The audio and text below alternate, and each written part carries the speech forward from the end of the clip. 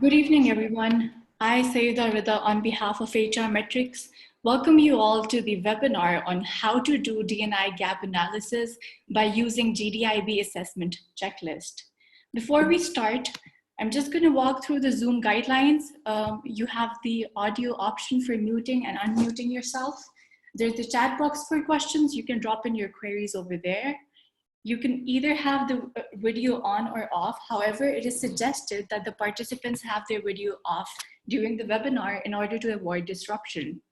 We will be recording this webinar, and towards the end and in between, we might be having polling as well. So please do select the answers and submit your answers once you've done. At the end, we have the contact number. If you have any problem in connectivity, please do let us know. So HR Metrics is pioneer in South Asia for introducing HR-based analytical frameworks for workforce management to leverage employees' performance and organization productivity in verifiable, measurable terms. We have expertise in 4 areas, including HR analytics, diversity and inclusion, global HR standards, and competency-based SHRM certification. And Diversity Hub is a center of expertise within HR Metrics Consulting, with a mission to help organizations become sustainable through inclusive cultural and behavioral change. The Hub reviews emerging global best practices, carries out local research to understand industry need, produces data-driven research reports, and designs bespoke solutions to facilitate desired outcomes. It also maintains competency inventory of its members to promote mutual learning and networking. The presenter we have with us today is Zahid Mubarak, CEO, HR Metrics, and SHRM partner in Pakistan.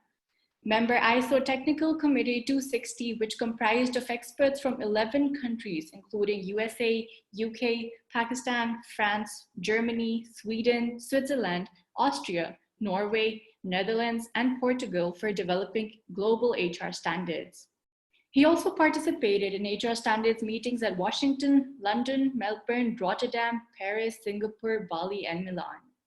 He's the global convener of ISO HR Metrics Standards Working Group, published 2 global HR standards specifications, including quality of hire and impact of hire.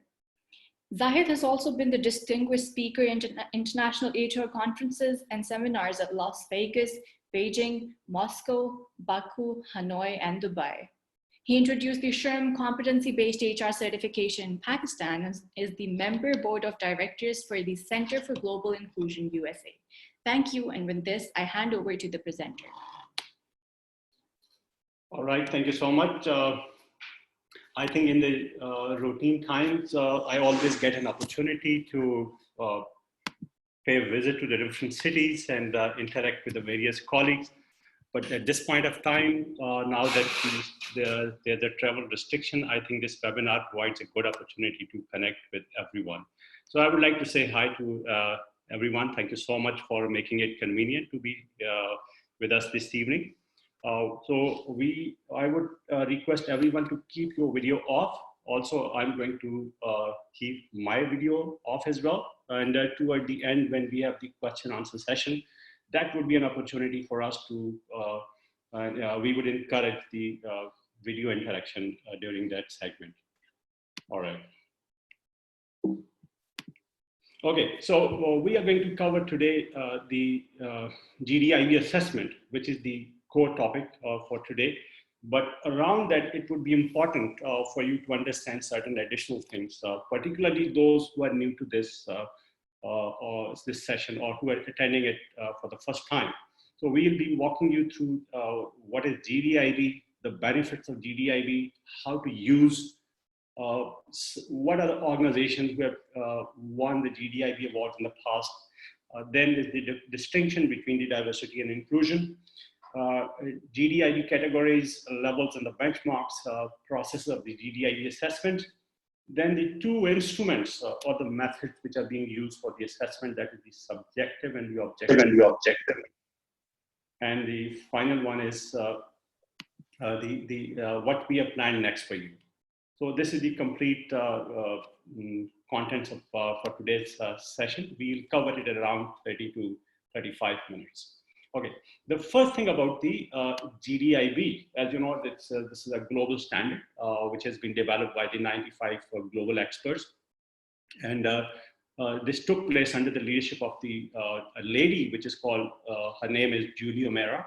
She is the board chair of the Center for Global Inclusion, USA. And in the past, she has been the national president of the American Society for Training and Development, which is now called ATD. So this GDIB is a document which is free for use because the organization is non-for-profit and anyone can download it. And and that download is available once you sign a free user agreement. So those of you who do not have, they can contact us. We can provide you a copy of this document after you sign the agreement. This is the structure of the global diversity and inclusion standard. And I would like to go in more details, but to begin with, just have a look at the overall layout of the standard.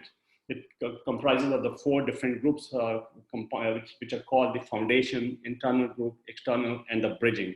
And as I said, we'll cover it in more detail subsequently. Now, why GDIB is important? At the highest possible level, you know that the global leaders have already agreed on the sustainable development goals, which are broken down into 169 targets. These goals were set in 2015, and the GDIB focuses on at least 6 sustainable goals. That is the SDG 4, 5, 8, 9, 10, and 16. So it really reinforces the development of the sustainability of the organizations and sustainability of this world. And the ultimate aim at the highest level is to contribute toward the greater good of the society by creating a world which is fair and just and respectful for individuals and their similarities and the differences. Create a world where everyone can sustain a high quality of life and enjoy peace and prosperity. At the organization level, which is primarily of your interest, why would you like to go ahead for the GDIB? So if you are able to use it, it helps you in achieving the organization vision, mission, strategy, and the goals. It helps in attracting and retaining a talent. It builds a strong and high performance teams. It cultivates the leaders who inspire inclusion and champion diversity. It leverages an extensive range of backgrounds and skills to enhance creativity, innovation, and problem solving, increases engagement, motivation, productivity, improves work-life quality, enhance the organization's reputation as an employer of choice, and minimizes the risks and the exposures combined to the legal requirement and sustain an environment that treats everyone fairly. Now, if you are using the GDIB in your organization, you need to have a strong justification for it. And so some of the strong reason that you can give to the others, and this for yourself as well, that this can be used for assessment of the D&I in your organization. And since this is a very comprehensive document, you can realize the depth and the breadth and the scope of the D&I practices. Based on which you can develop a strategy, you can create a stretch goals based on the standards, you can engage employees, you can set short and the long-term goals and measure the progress on those goals. And also this can be used as a baseline or a standard for hiring and developing the D&I professionals and the consultants. Now, as I said, we are the pioneer in introducing the GDIB standard in Pakistan. So in past 4 years, various organizations have used, and every year we come up with an award framework where the organization have to use the standard and disclose their practices. Those practices are supported by the evidence, and there's an independent jury to validate those practices. So this is a glimpse of the 19 organizations who have won the awards in 2020. So we did the award ceremony. A very impressive and exciting and engaging event was held in Karachi. It was presided by the former governor of the State Bank, Dr. Shamshad Akhtar, and the US President in the Karachi, Mr. Robert Silverstein. And afterwards, we were also able to issue a proper supplement on some of the initiatives that have taken place in Pakistan. And the Prime Minister of Pakistan, the Minister for Diversity and the Human Rights, Shiri Mazari, Federal Secretary, was able to give a they were able to give a policy statement regarding the diversity and inclusion in Pakistan. Now, coming over to the topic, the diversity and inclusion, in the first instance, I have intentionally mentioned the distinction or the differentiation between diversity and inclusion. Why? Most of the time, people have a misunderstanding. They consider or diversity as synonymous with the gender only. So keep in mind that diversity is a very broader component. It comprises of the 25 different dimensions. Now, all these dimensions may or may not be applicable in your organization or in a specific country. But since this is a global document, so that's why it is all inclusive and exhaustive list of the dimensions of the diversity, which includes age, belief system, class, culture, disability, education, ethnicity, gender. Gender is a predominant component of it. Gender identity, generations, geography, job role and functions, language, marital status, mental health, nationality, native or indigenous origins, parental status, personality type, race, religion, sexual orientations, thinking styles, working style, and work experience and work style. I would request you to please keep yourself mute to avoid inconvenience to others. Okay, so inclusion. So on one hand, the diversity encourages bringing dissimilarities or the differences in the organization in terms of the demographics of the people and their thinking style. At the same time, there's a need to make them feel welcome so that they are not felt left out because they would not be part of the majority group. So in that context, inclusion is a dynamic state of operating in which diversity is leveraged to create a fair, healthy and high-performing organization or community. An inclusive environment ensures equitable access to the resources and opportunities for everyone, regardless of the fact that somebody is a majority or minority in the organization. It also enables individuals in the groups to feel safe, respected, engaged, motivated, and valued for who they are and for their contribution toward the organizational and the societal goals. The GDIB, as I have already shown you the model, it comprises of the 14 different categories. Now, whatever I have said till now was more of a information around the GDIB, but now we are talking about the core standards. So I would expect you that if you want to gain proficiency and expertise in the area, you have to pay more attention to it. So GDIB comprises of 14 different categories, and those 14 categories are divided into the 4 different groups. Those groups are according to the scope or the level of the responsibilities in the organization.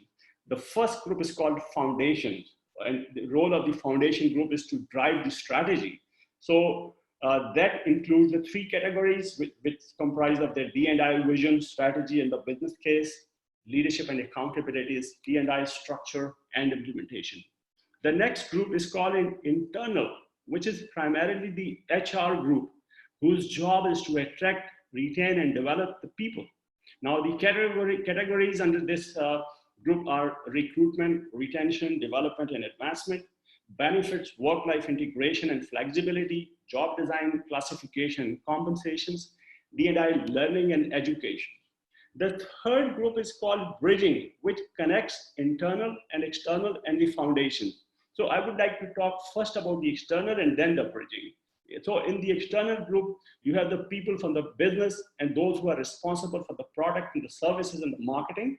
So the categories under this include the community, government relation, and the social responsibility, product and services development, marketing and the customer service and the supply chain. And as I said, the third group, which is called the bridging, its job is to ensure the connections between the various activities that take place in the diversity and inclusion and to identify the results, how this is helping the organization to achieve its mission.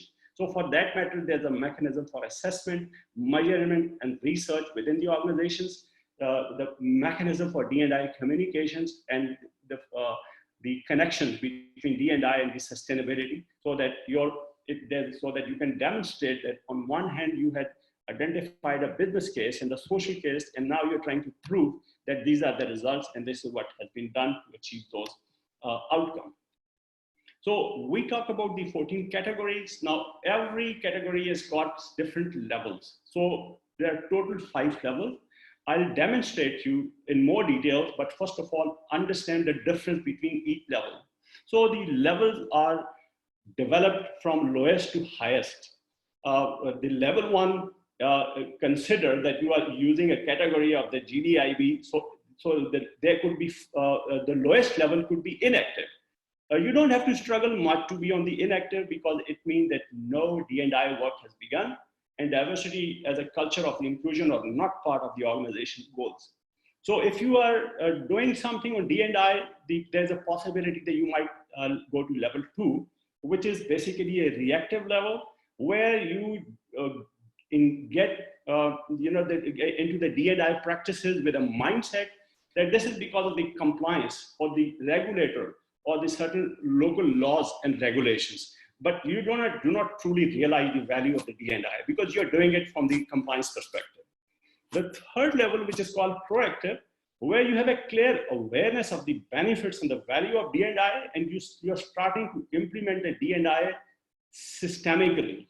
The fourth one is called the progressive, where you are not only having an awareness of the D&I, but you engage into certain actions which deliver results and outcomes. And the fifth one is called best practices, in which you are the role model for the industry, not only within your country, but around the world. Now, how these levels and how these categories work, let's have a look into it. Say that we have 14 different categories. So one of the categories is vision. Now, vision is further defined into the statement, the D&I vision, strategy, and the business case. So as I said, there are 5 levels: the best practices, progressive, proactive, reactive, and inactive. Now on your screen, since this font is very micro, so I would like to break it into small components to make it more understandable. So look at the lowest level, inactive. Now over here, you can see that there are 2 benchmarks in the inactive, and this is a zoom view of it. So I would like to read just one of the benchmark as an example, that inactive, one of the benchmark 1.16 is there is no D&I vision, strategy, imperative, business case, goals, policies, principles of the program. So as I said, every organization who is not into a D&I inherently lies at this level. The next level is reactive, in which there are 3 different benchmarks. So one of the benchmarks, 1.13, is that if a D&I strategy exists, it is limited only to the human resource functions. The upper level, which is called proactive, has got 4 different benchmarks, and one of the benchmarks is the organization has examined its systems, practices, requirements, and the organization cultures, and created strategies to reduce barriers to inclusion. The next higher level is progressive, where you have 4 benchmarks, and one of the benchmarks is that the organization's D&I vision and goals, as well as the requirements to embed equity, prevent harassment, and reduce discriminations, are fully supported and rewarded. And the highest level is the best practices. Again, you have the 4 benchmarks over there, and one of them is D&I is embedded in the organization culture and not seen as an isolated program, but rather as a core value, a source of innovation, and the means of growth and success.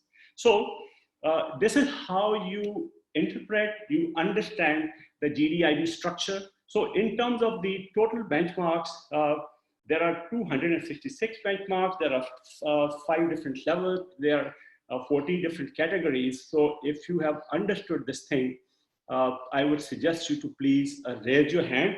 And I would like to administer a quick quiz just to check your memory of that, whether you're actively part of this session or not.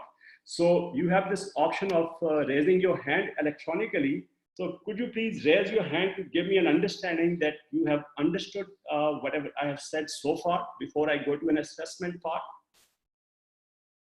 Okay, brilliant. Others?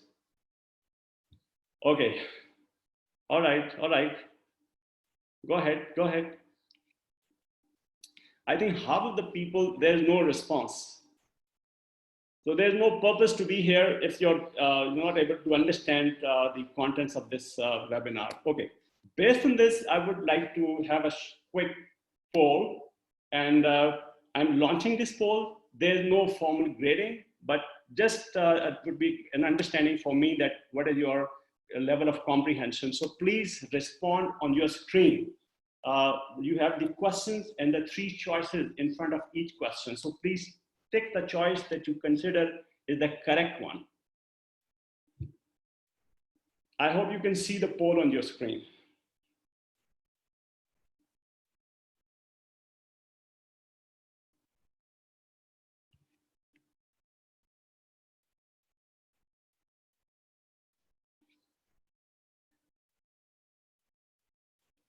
You have 2 minutes for this.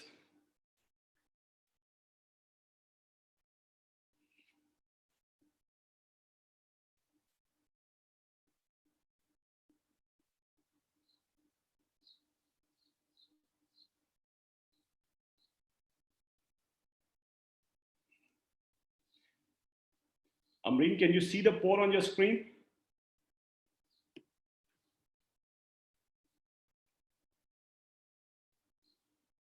Yes, sir. Okay. So I would suggest everyone to attempt this poll. I did it already.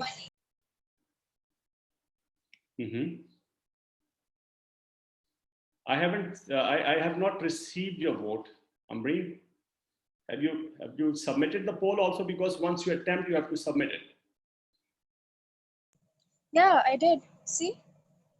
I was submitting at that moment when you asked. Keep your legs still.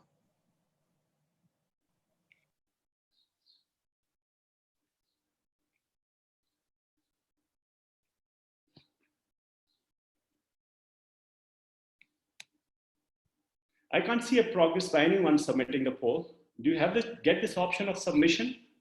Yes.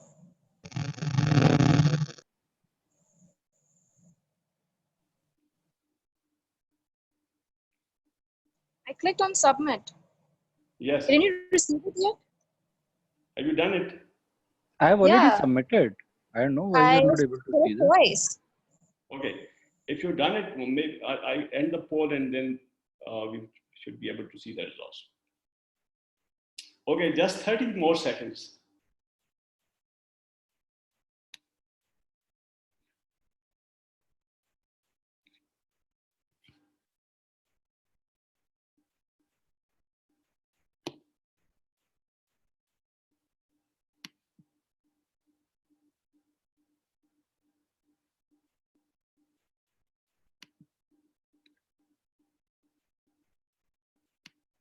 I'm relaunching it because I feel some technical glitch because I'm not able to see the results. So I would suggest you to attempt it again if you already done it even.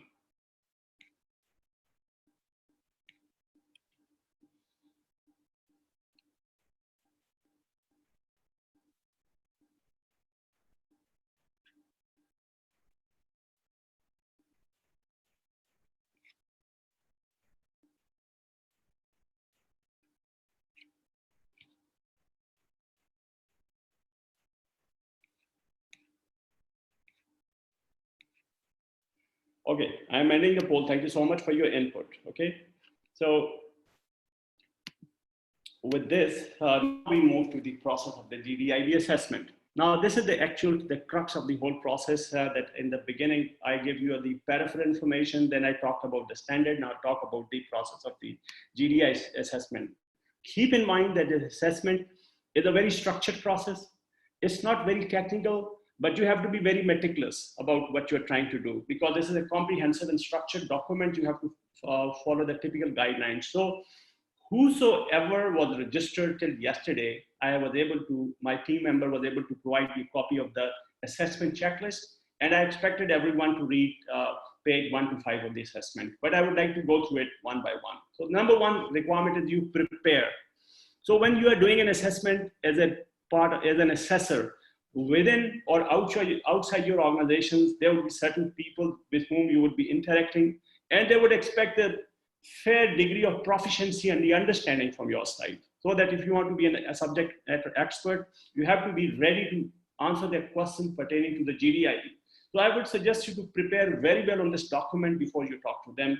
And there are certain things that are covered in this presentation, that is the sufficient information for you to prepare on the GDIB. Second thing is develop a plan for the management approval. So if you want to do it within your organization, or as I said, as an external consultant, people would need a strong reason why would you want to do it, how this is going to benefit the organization. So you should have a strong justification. And one of the strong justification could be that you want to implement the D&I, but then how it's going to be developed, what is going to be the benefit, what's going to be a process, how are you going to write a report. So there's a mechanism that's called the proper plan. So you need to have a proper written document that you can send someone for approval, so that at times there are certain resources that are also involved in this process, depending upon you are engaging somebody internally, or maybe someone travel is involved. So having a proper plan is important. Who to involve is a very, very important part of it. For example, in your diversity and inclusion, in your standard, you have a category related to the supplier diversity. So if you expect another person from another function, you should not expect the person from another function like finance or accounting to comment on the supplier diversity, because that's not the area of their expertise. Similarly, if you're talking about the vision or structure or the leadership, you need somebody from the top leadership team who has a fair understanding of the organization strategy and the structure to comment on it. So involving the right people, and ideally at least 7 people, or maximum, if there are 14 categories, you can go as many numbers where you can have a more diversity and the people with a different demographics. So must decide whom you want to engage in this process. Then is which GDIB categories you want to assess. As I said, that if sustainability is one of your key objective of your organizations, then you can assess sustainability. If recruitment is one of the drive of your organization, you can assess recruitment. If compensation is one of the drive from the D&I perspective, you can assess. But if something is not part of your organization objective, there's no point in assessment. Still, keep in mind that GDIB is effective when you use it as a holistic tool. So if you're doing an assessment, there's nothing happening in one of the area, assume that that particular area of the category is on the lowest level, level 5. So that would also indirectly be an assessment for you that this is the lowest level, you need to work in that area. But the formal assessment in that area would not be required because nothing has been done in that area. And then there's the process. There's a process of assessment that you give this checklist to the people, give them a proper briefing. Then briefing after that, you handle their questions and then ask them to tick the various checklists. I'll explain this process in more detail. And collect the data. So in this process, if you come across a data, for example, somebody gives a statement through the checklist that there's a more turnover of the people with the different demographics in your organizations. And it's your job to validate the statement with the help of the data. So you may like to look at the turnover reports, you may like to conduct another survey, you may like to conduct a focus group, just to make sure that whatever information that you gather as a part of the assessment process, that's not the unrealistic information. That should be very much realistic and the true information, and using any additional resource is always possible. And finally is that whatever information that you gather, you need to analyze it and compile it in the form of the report and the recommendation that which should clearly define that where do you stand currently and where do you want to go next and what is the justification for this. Now, with this background, this is a process, how that is to be done. This is the last part of it. And this is the crux of the whole conversation. So the 3 steps, as I said, identify the individuals or the groups to participate, determine which categories you want to assess or measure, check, tick mark all benchmarks or that individual or group agree from 0 to 100%. Now, what is this 0 to 100%? Let me explain you in more detail. So for this assessment, there are 2 methods. One is called mathematical or objective or a scoring method. The another one is called subjective or non-objective or intuitive approach. So first of all, see the mathematical approach. Now, one of the category that I have already shown you, I would like to show it again for better understanding. Say that you are doing an assessment of the one of the category, which is called the vision category. Now over here, you identify a subject matter expert, somebody from the top management, and you want to understand that on account of D&I vision, where our organization stands. So you would like to give this checklist under a structured environment after thorough explanation to that concerned person and ask them to identify the benchmarks where which of the benchmarks are taking place in that organization, and what are the benchmarks that are not being practiced. So assume that in this organization, 1.1 is being implemented, 1.3 is implemented, 1.6 is implemented, and 1.10 is implemented. It could be any. It could be 1, 2, 3, or nothing, right? So if there's nothing happening, as I said, there's no need for any kind of measurement. We would automatically be assumed at the lowest level. But if something is happening, then that needs to be quantified. Now we're using this quantification method. You are using this checkbox, but keep in mind, just checkbox are not enough. If somebody says that, the D&I strategy contributes to the specific accomplishment in the organization overall success in observable and measurable ways. So you have all the rights to ask for the more justification and more evidence that how you have observed, what are the measurable tools or the dashboards with the help of which you measure, and how you were able to substantiate the statements. So looking for the examples in a verbal way, or maybe if you're doing within the organization, I don't think there's a need for any written evidence, but having an argument with the concerned person after the checklists are being marked and ticked, it's important. Otherwise, just checking the boxes would not be helpful. Now, as I said, if as an example, you identify that this organization is practicing 4 benchmarks. There are 1.1, 1.3, 1.6, and 1.10. Now, keep in mind that every level in each category has got certain weightages. So all the benchmarks in the best practices carry 100% weightage. All the benchmarks in the progressive category contain 75% weightages. All the benchmarks in the proactive contain 50% weightage. All the benchmarks in reactive contain 25% weightage, and all the benchmarks in the inactive contain the 0 weightage. So in this case, say you have tick mark 4. So there are 2 benchmarks at the best practice. So look at here.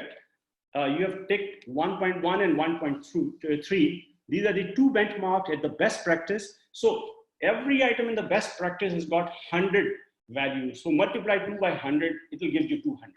Similarly, you have tick mark 1 benchmark at the progressive level, and every benchmark in the progressive contains a weightage of 75. So multiply 75 with 1, it gives you 75.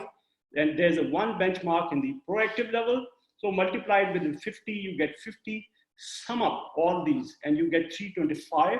Now, since you have chosen 4 benchmarks, so divide 325 by 4, you get 81.25%.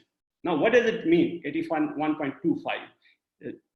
I come back to the original assumption that you have 100% for the best practices and 75% for the progressive, but this is something, an absolute number. So in order to resolve this query, what you do is that you use a logic that since best practice is at 100 and progressive is 75, the mean of both is 87.5. So any value below the mean is progressive. So, and above the mean is best practice. Since 81.25 is above the mean value, it 87.5, hence this organization falls in the progressive category. So this is one mechanism to the mathematical approach to see the maturity or level of an organization in this particular category.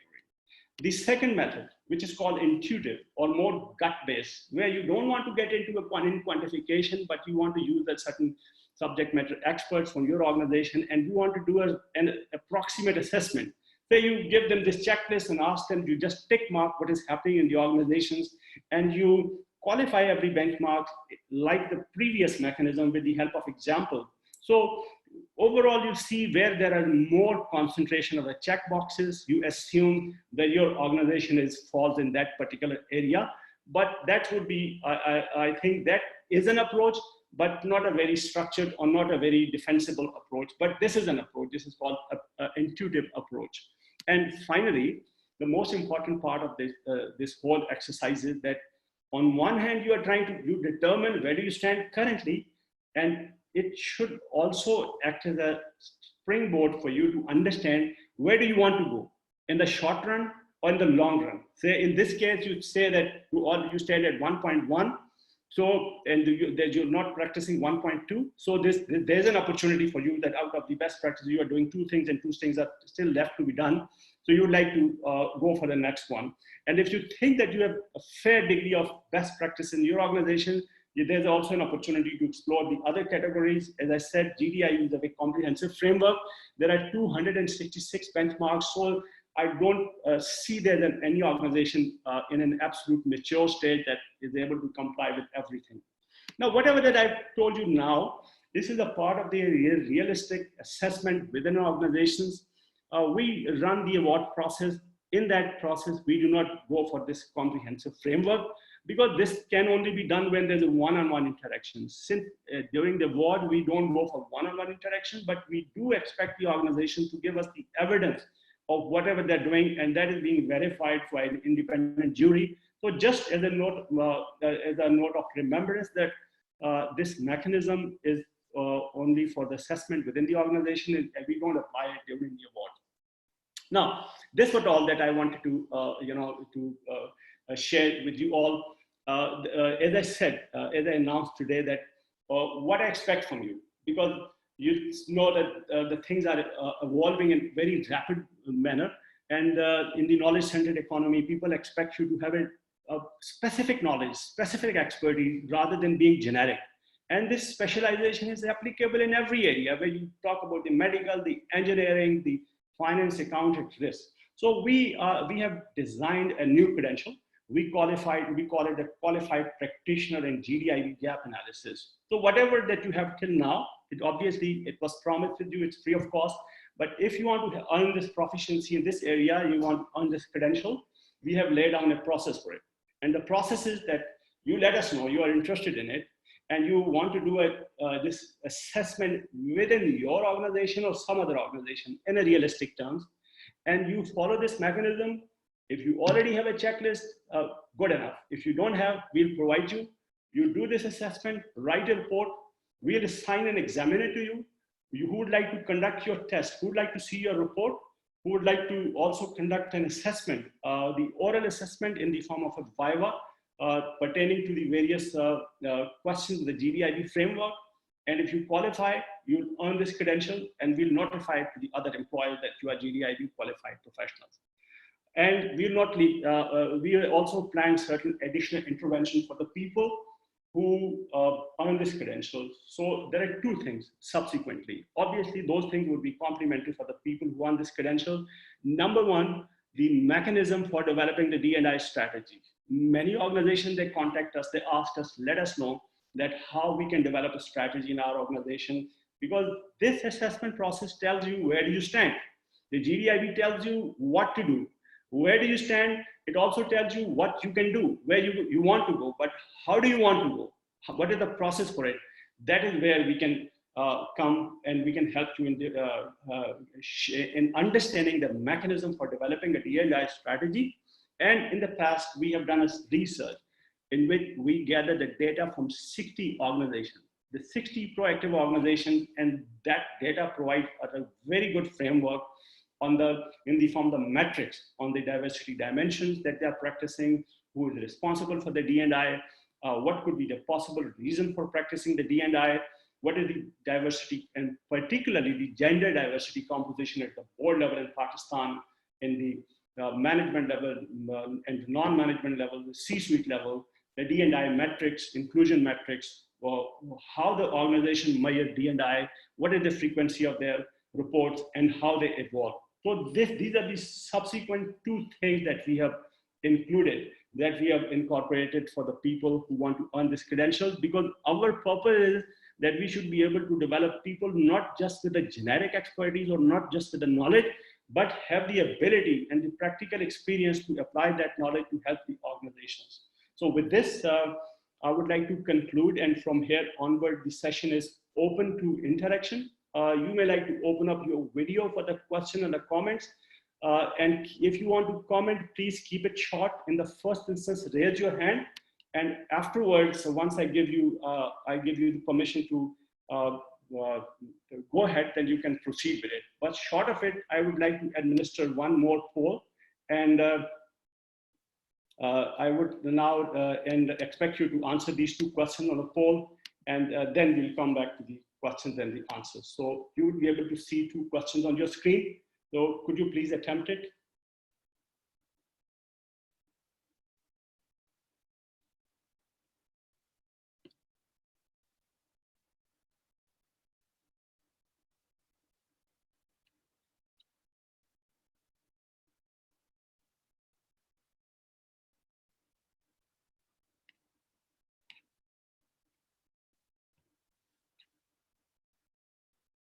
Have you done it? Yes.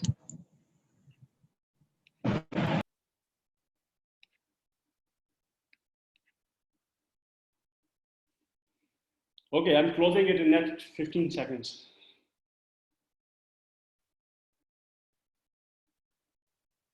Okay, I'm closing it. Thank you. Right. Now the session is open for the question, the comments. So we have 3 people who have raised their hand. So I would like to first of all come back to the Shams and then to the others. Shams, please go ahead. So I'm opening my video. Each one of you has a freedom to open your video if you wish to.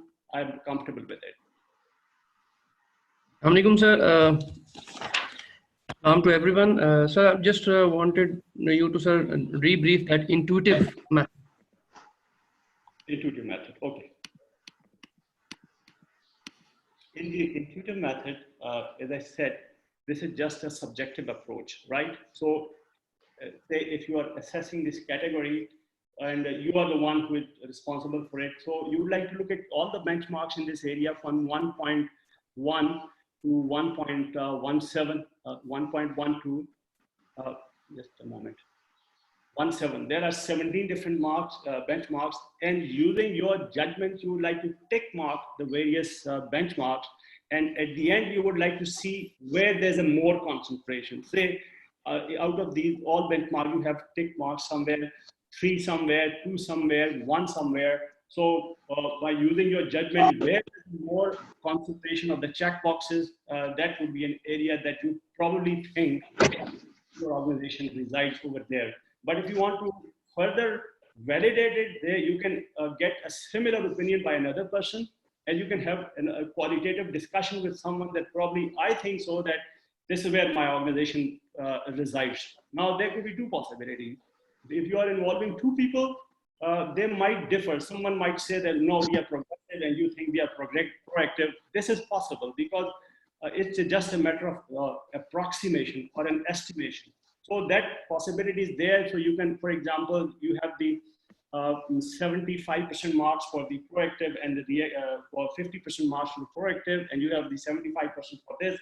And both of you, one of you think that 75, you think that's 50. You can assume you're somewhere 62 or middle of the both. But if there's a drastic difference between both, for example, someone thinks that's best practice and you think it's proactive, probably there's a need for more discussion because consensus is important. You need to develop a consensus, where do you stand currently, so that you can exactly determine and so that there's no exaggeration in your assessment. So did you get it? Yes, sir. If I got the outcome that 2 are checked from progressive section and 2 are from proactive. Mm-hmm. So concentration is equal in both sections. So how I would comment? Again, keep in mind there cannot be two decisions. Decision is always one. So try to conclude. So say for example, you are marking from the lowest one. Since the progressive one supersede the lower one, it's also already supersede the proactive. So you can safely assume that I'm in the progressive level because that progressive is the higher one, right? Thank you, sir. Right. Coming to the Anna Shoaib. Yes, Anna, go ahead.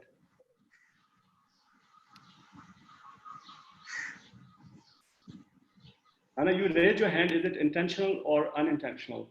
Okay, I'm Vinesh. Vinesh, go ahead. Please unmute yourself.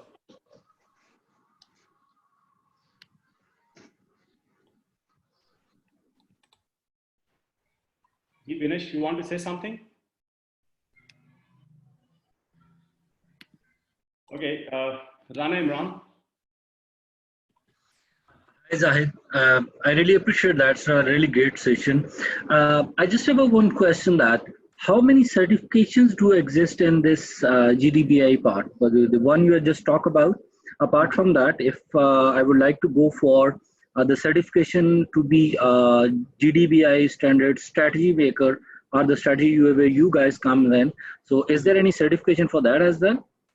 Okay, so what we introduced, I think in the last 2 years, that we did a comprehensive program of the GDIB, which covered the reiteration and explanation of the every benchmark. So we did at least, I think, 14 different webinars in which we invited the experts, the global experts from the different countries. And we asked them to explain every benchmark and also give an example of how those benchmarks are being used. So that was a very broader, also that gives you a full understanding. But this credential is more narrow and more deeper specialization within that, because I have a feeling that some of the people who have attended those webinars, that program still might not have a required expertise, because if an organization asks you to come up and do an analysis with them, where do they stand and where do they want to go? Do you have the requisite expertise to provide the skill set to them in a structured way as per the document or not? So there are, one is the broader GDIB qualification, and then the subsequent, or you can call the narrow specialization. So this is a sort of narrow specialization where you can actually act as a consultant within your own organization or outside to help them in doing a gap analysis. Okay, so if I correctly understand that, the broader one which you conducted last year back in February 2018, if I'm not wrong, I was part of it. So that's the overall certification which allows you to work on all categories and work on the broader perspective of GDPI. That's the final concluding certification of it. Am I correct? Absolutely. Okay. And as Great. we call this framework the qualified in D&I gap analysis. We name it like this, because I see now that organizations need a very ballpark expertise. They don't want the broader information. Yes, that is important to have a overall understanding of it, but apart from that, you need to dig deeper into it. It's just like doing an MBBS and also an ENT specialist. Take it like this. Okay. Okay, okay, got it. Zahid, can you hear me now? This is Beenish. My voice is fixed.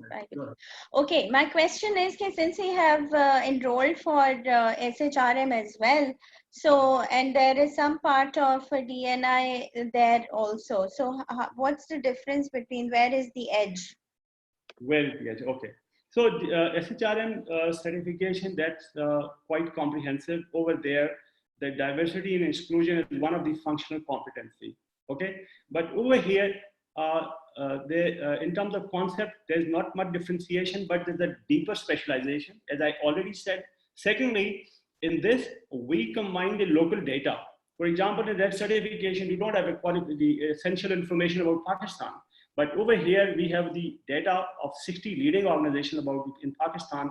What are their trends of the various D&I trends? So this is how it differs. Secondly, this also pertains to the question by Imran as well, that when you talk about the D&I over there, this is one module, but over here, this is a quite comprehensive and more elaborate structure by a specialized organization, because the Center for Global Inclusion USA, that only has the expertise in diversity and inclusion. So every 2 to 3 years, they work on a different new version. So now the new version, which is in process, is aimed for 2021. So they're quite futuristic. So both the things complement, but this, as far as the specific diversity and inclusion is concerned, it talks only about that. Sure. Okay? But you get a fair understanding about the diversity and inclusion in that process also, because the D&I framework that I've shown, that is being used over there as well. Okay, thank you. Yes, Basit.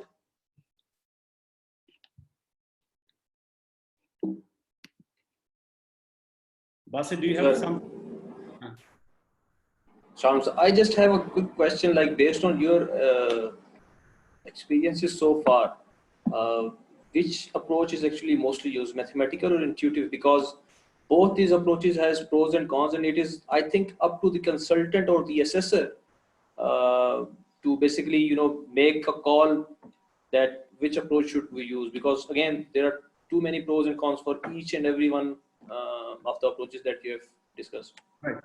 So I would like to treat this question in more of a natural way. As you know that every human being has got the two parts in the brain, which is called the left brain and the right brain. So one brain is more analytical, the right one is more subjective. So it is good to make a combination. So on one hand, you make a quantitative assessment of it. At the same time, to build a consensus, you also may like to do a subjective assessment.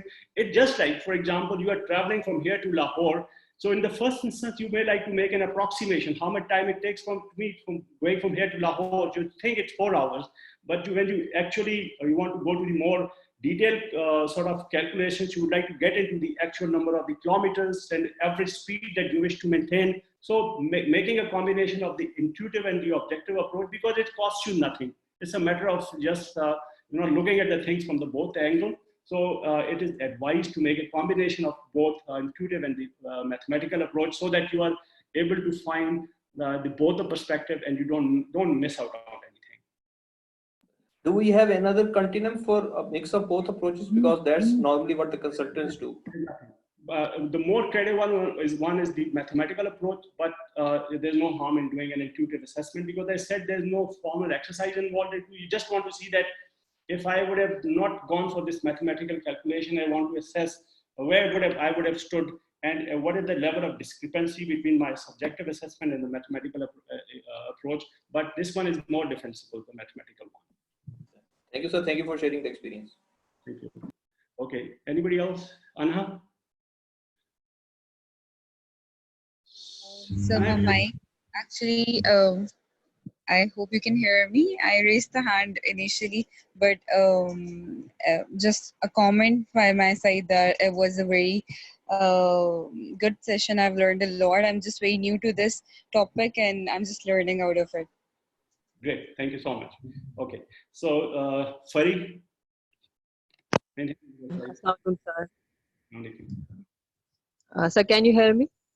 Yeah, very well. Okay, actually I've already enrolled for SHRM, and this topic is very new to me, diversity and inclusion. Actually, I just want to know about a little bit about mathematical approach, that if we, between intuitive and mathematical, which will be the more beneficial, and what will be the core benefit of mathematical approach if we apply this? I think we already addressed this question right now. Basit also asked a similar question.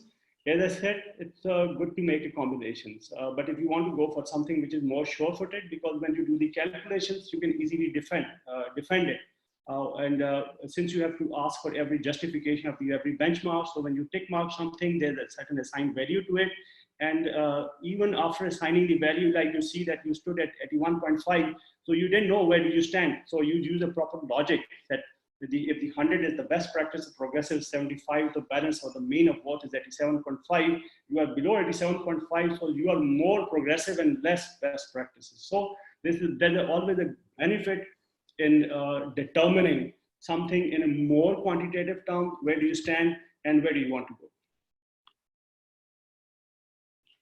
Got it? Thank you. Yes, thank you, sir. Right. Any last question? So if there's nothing, if there any comment from your side, otherwise we can close the webinar. Romana, anything from your side? And Anu is also smiling. My comment over here is I'm the one who basically, after attending these diversity conferences, initiated this discussion in my organization and had it with the regional teams, and we are now at the proactive stage. And this basically the analysis, the presentation you sent yesterday, I think it's going to be very helpful when I'm going to be making or sorting out things for We call it IND in our organization, but it's going to be very helpful. This data and the conferences which I attended, the material which is shared, it has always been very helpful. Thank you so much for that. Thank you so much for your comments and opinion. Now, going forward, as I said, I would like to get a more graduated input from your side. If you want to be part of the future activity, that we have two takeaways, as I talked earlier: strategic benchmarking and strategy formulation, and we would like to help you with this. So, if an organization wants, and you have the expertise over there, because you usually do not have the time to get down to the every organization already engaged at so many things. So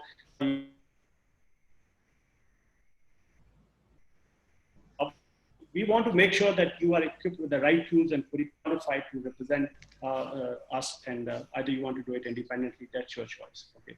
Yes, Anam, any comments from your side? Zahid, I have a question. So I assume there's nothing. Thank you so much for your presence. We can close this webinar. Hello. Take care of yourself. Hello. We do have a few questions. Yes, even I do have a question. I think he's gone. I think Zai Saab has left. Oh, he's back again, I guess. No, he's here. He's here. He's here, yeah. Hi, how are you? Zai Saab is mute. Yes, he is.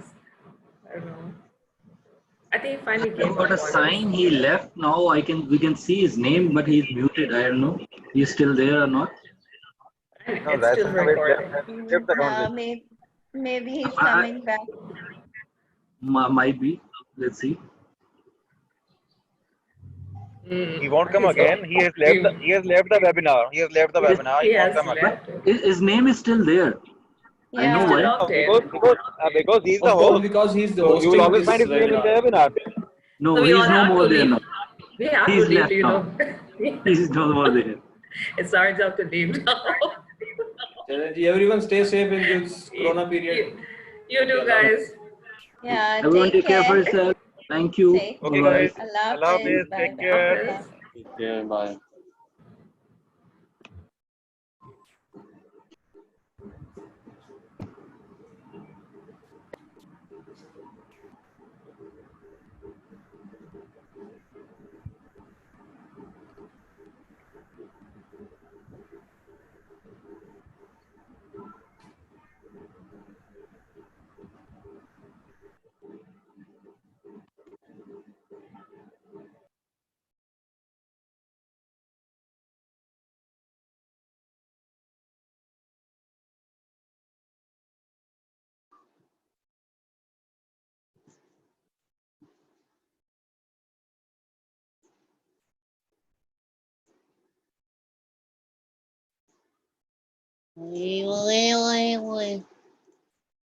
भूख लगी हाथ धोए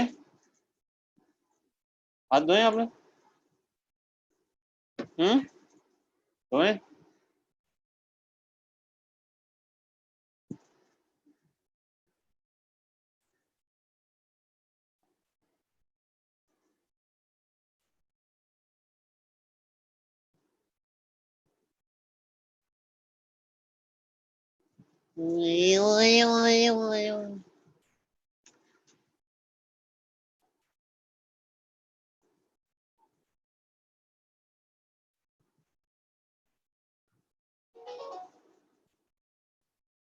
Oh,